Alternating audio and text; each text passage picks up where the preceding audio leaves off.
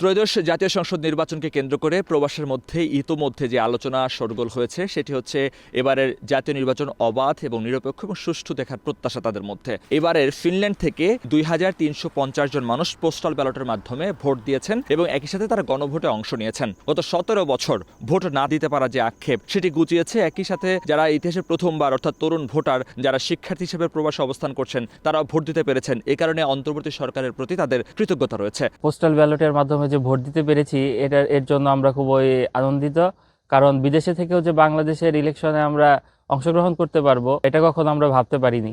এবারের নির্বাচনে আমার প্রত্যাশা যে সুষ্ঠু, সুন্দর, শান্তিপূর্ণ নির্বাচন হোক।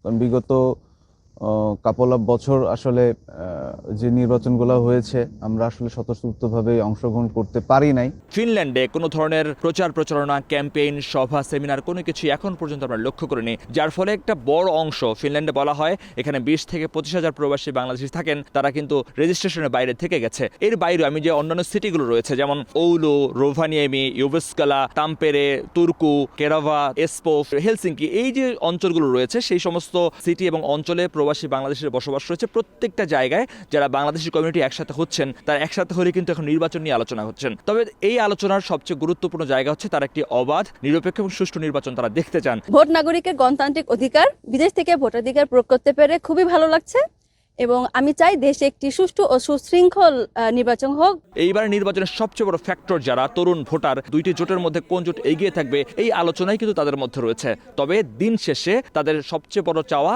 এই যে প্রবাসে থেকেও বাংলাদেশের আগামীর পথে চলা সেটিকে গঠন করার জন্য তারা যে ভোটাধিকার প্রয়োগ করতে পারছেন এবং প্রবাসে থেকে ভোটাধিকার প্রয়োগের মাধ্যমে দেশ পরিচালনার মাধ্যমে কিংবা রেমিটেন্স যোদ্ধা হিসেবে তাদেরকে যে স্বীকৃতি দেওয়া হয়েছে ভোটাধিকার দেওয়ার সুযোগের, সেটিকে তারা খুব বড় আকারে দেখছেন। তারা চাইছেন যে স্থানীয় সরকার নির্বাচনের জন্য তাদেরকে এই পোস্টাল ব্যালটের মাধ্যমে ভোটাধিকার দেওয়ার সুযোগ দেওয়া হোক।